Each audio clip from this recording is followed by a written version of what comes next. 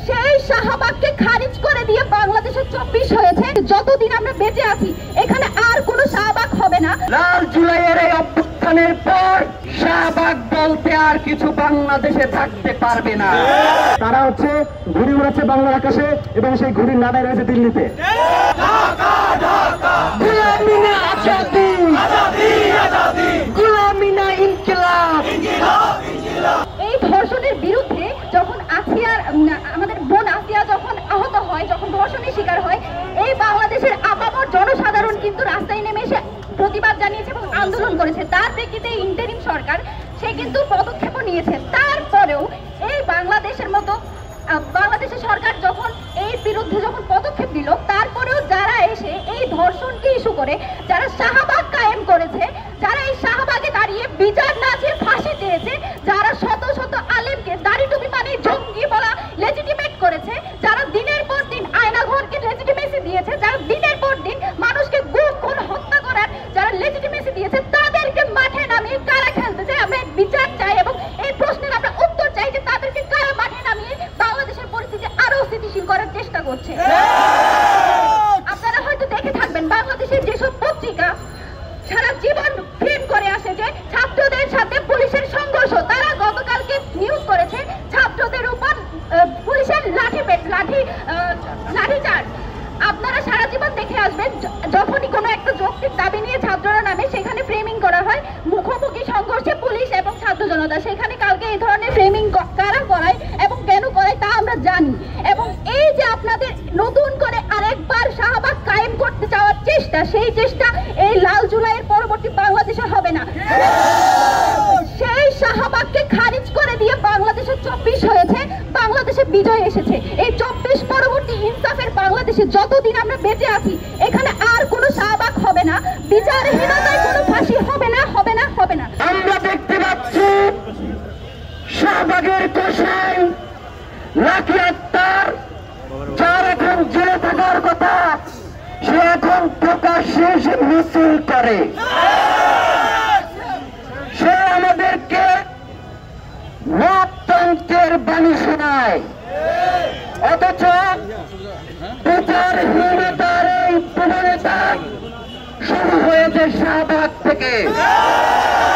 এবং এই ফ্যাসিবাদের স্লোগান কন্যা লাকি আক্তার সহ ইমরানের সরকারেরাই হচ্ছে এই মততন্ত্রের সূচনাকারী। এই মততন্ত্রের মাধ্যমে মাদ্রাসার নিরীহ ছাত্রদেরকে হত্যা করা হয়েছে। এই মততন্ত্রের মাধ্যমে বাংলাদেশে বিচার ব্যবস্থাকে প্রশ্নবিদ্ধ করে রায় দিয়ে ফাঁসি যাদেরকে দেওয়া হয়েছে, তাদের পক্ষ থেকে শাহবাগের সেই শাপলার নিরীহ ছাত্রদের পক্ষ থেকে এই দীর্ঘ 16 বছর যারা নিপীড়িত হয়েছে, নির্যাতিত হয়েছে, তাদের পক্ষ থেকে আজকে আমরা ইনকিলাব মঞ্চের পক্ষ থেকে আপনাদের সামনে দাঁড়িয়েছি। আমরা বলতে চাই, লাল জুলাইয়ের এই অভ্যুত্থানের পর শাহবাগ বলতে আর কিছু বাংলাদেশে থাকতে পারবে না। লাল জুলাইয়ের মাধ্যমে শাহবাগের কবর রচনা হয়েছে। নতুন করে যদি কেউ শাহবাগ 2 এর চিন্তা ভাবনা করেন, তাহলে আপনি ভুলের জগতে বাস করছেন। আমাদের শরীরে এক বিন্দু রক্ত থাকতে আমরা শাহবাগ হতে দেব না, দেব না, দেব না। আইনের শাসন ভঙ্গ করে ওই যমুনার সামনে কুখ্যাত শাহবাগীরা আমাদের পুলিশ বাহিনী হামলা করেছে। তারপরে কিন্তু গতকালকেই ঢাকা বিশ্ববিদ্যালয়, জাহাঙ্গীরনগর বিশ্ববিদ্যালয়, রাজশাহী বিশ্ববিদ্যালয়, ইসলামী বিশ্ববিদ্যালয় সহ দেশের বিভিন্ন ক্যাম্পাসে বিভিন্ন স্থানে শিক্ষার্থীরা, জনতারা প্রতিবাদ জানিয়েছে। এই প্রতিবাদ জানানোর পরে আপনারা দেখেছেন আজকে কিন্তু সকালেই দুপুরের দিকেই কিন্তু ওই কুখ্যাত শাহবাগী লাকি আজকে আবার মিছিল করেছে। তার মানে বিষয়টা আর কোনো ছোট পরিসরে নেই। এখন এই বিষয়টা একটা লড়াই পরিণত হয়েছে। এই লড়াই হচ্ছে বাংলাদেশ বনাম শাহবাগের লড়াই। এই লড়াই জুলাই বনাম শাহবাগের লড়াই। আমরা জানি এই লড়াইয়ে শাহবাগের কোনো স্থান বাংলাদেশে হবে না। এই ছাত্র জনতার শপথ হচ্ছে এই লড়াইয়ে জিতে একমাত্র বাংলাদেশ। সেটা আমরা হচ্ছে গত জুলাই দেখিয়ে দিয়েছি।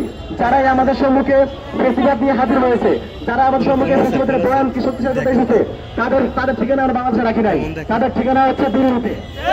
এই লাঠি একটারা আজকে যে বাংলাদেশকে ও দেশের লেখানোর চেষ্টা করছে, তাদের এই যে ঘুরি বাংলাদেশে উঠতেছে, এই ঘুরির নাটক হচ্ছে দিল্লিতে।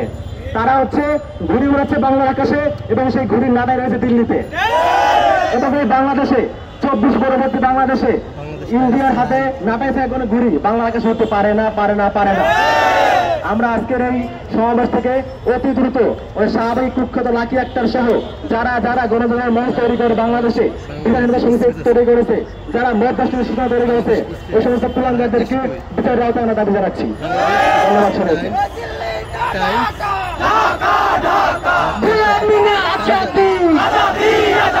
গুলামিনা ইনকিলাব, আপোষ না সংগ্রাম।